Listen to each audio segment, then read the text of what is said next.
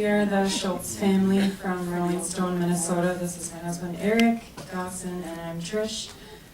In October, Dawson was starting to go to the bathroom a lot. He was really thirsty all the time, and I'm type 1 diabetic, so my mom and I were nervous that he also acquired the disease that I have. We gave it a week to see if they would go away, but unfortunately on October 12th, I checked his blood sugar and my meter wasn't able to read it, so it was over 600. So we took him to the hospital right away here at Gunderson and found out that he was also type 1 diabetic. The good thing is that he didn't get really sick, so we caught it early enough where they could start treating him right away. We're really proud of him for how he's adjusted so quickly. He checks his blood sugar between 4 and 6 times a day and is currently getting 4 shots a day. But hopefully within the next month, we're going to be moving to an insulin pump, which will make life a little easier for him, not to have any more shots. While we were in the hospital, the Children's Miracle Network helped us with meal vouchers as we were in shock and kind of unprepared for the next few days to come. And then following up Dawson's hospital visit, they helped us with transportation costs to all of his appointments. And so we were very thankful to the Children's Miracle Network for their help. We're also very thankful for Dr. Marquardt, who takes care of him, Dr. Morgan, and then Linda Privet is his diabetic educator here at Henderson. So very thankful for the care, and we're pretty proud of our little buddy.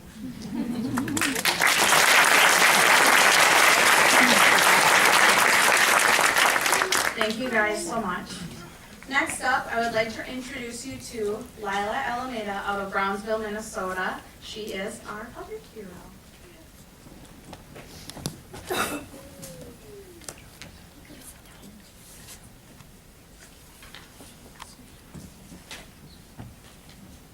Hello, we are the Alameda family. I'm Jenny, this is Joel, and this is Lila. And like it says, we're from Brownsville, Minnesota. Our story with Lila started when I was pregnant with her. She's our first child of 3, so of course we were really excited throughout the pregnancy.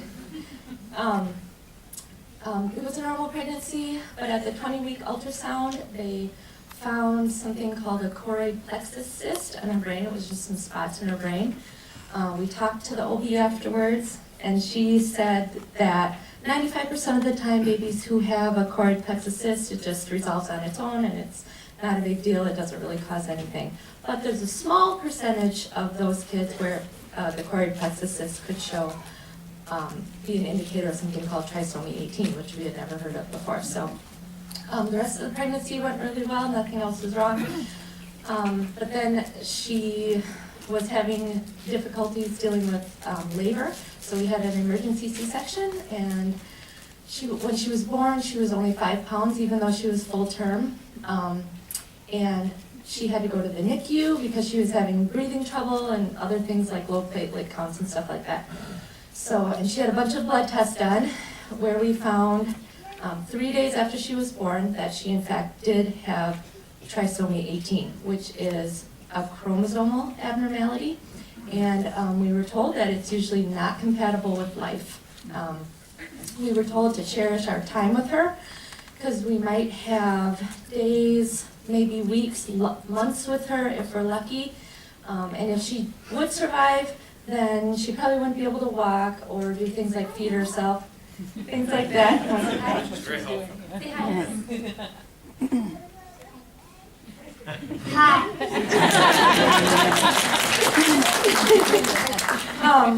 So we were devastated, but 9 years later, here she is.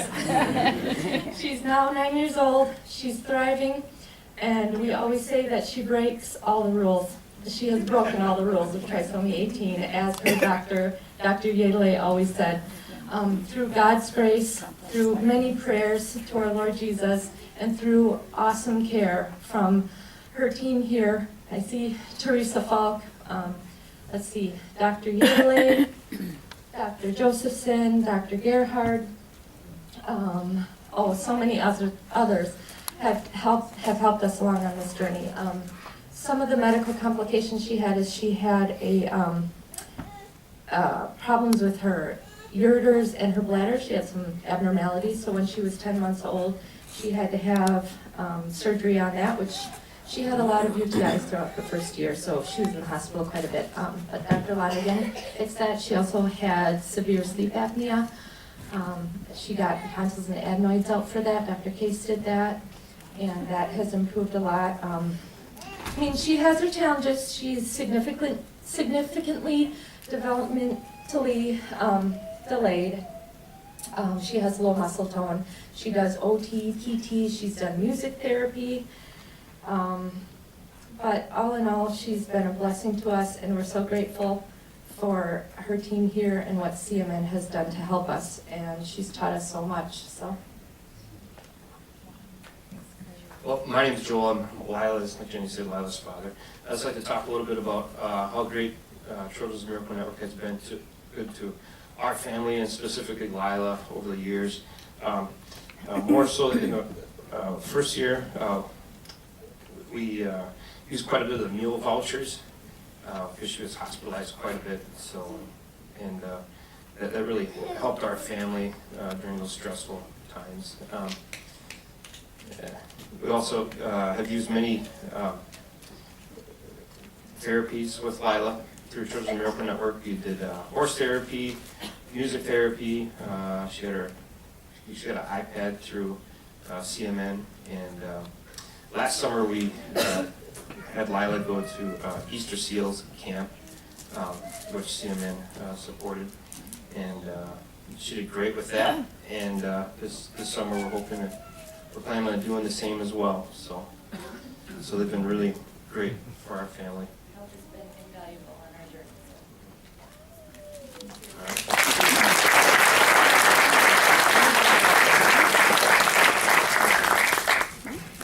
Next up, we'd like to welcome Jude Schipper and his family as our next family member out of Poland.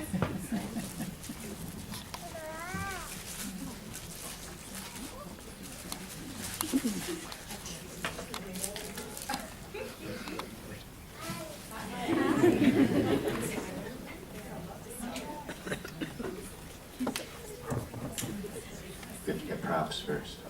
Many of you probably saw him, how he drives.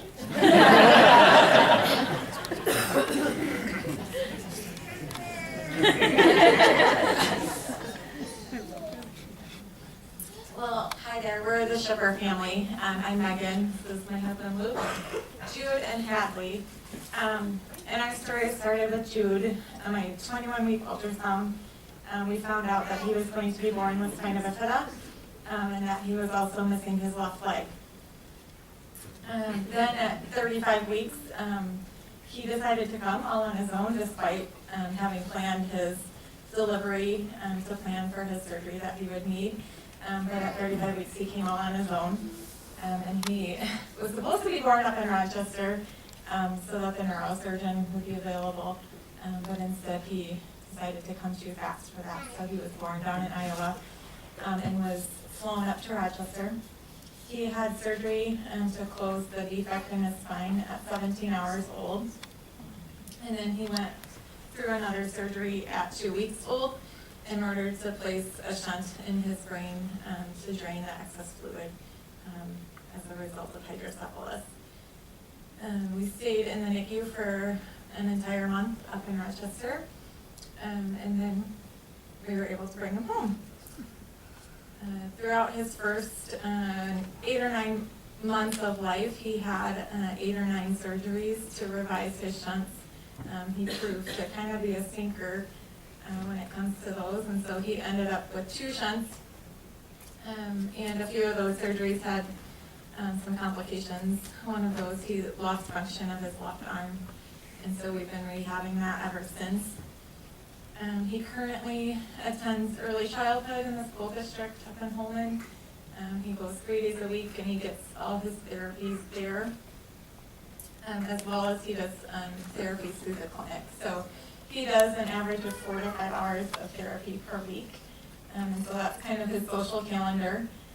But he does really well with it all. He takes it all in stride, and he honestly keeps us going. We couldn't do it if he wasn't so, friendly and outgoing and everything like that. So he also has a prosthetic, and we get that up at Shriners in Minneapolis, and so we have many trips up there to make that bigger as he grows and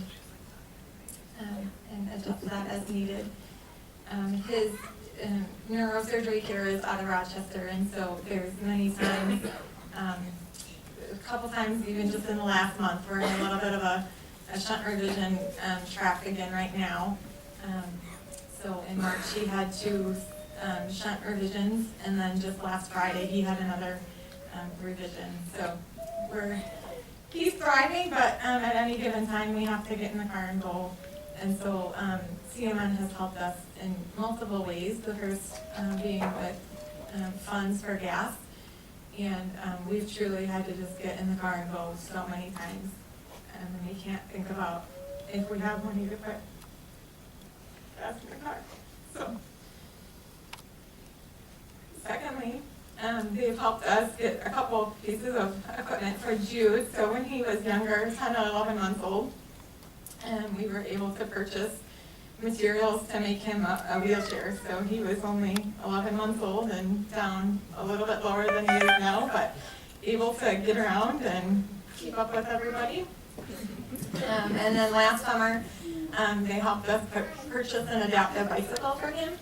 And that's been huge because he can be outside and riding around, and he rides it with both his leg and his arms. And not that he knows it, but it's also strengthening his arms and legs.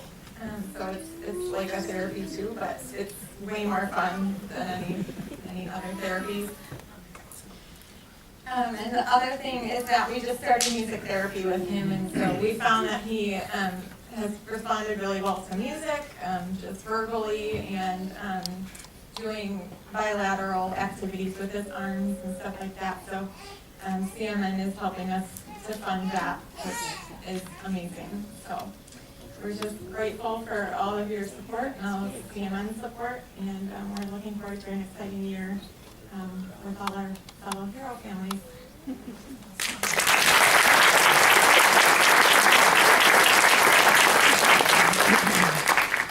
Thank you guys so much. Next up, as you can see, he loves to get around. So next up is the Frank family. Maddie Frank is actually out of Whitehall, Wisconsin, and they're going to share their story.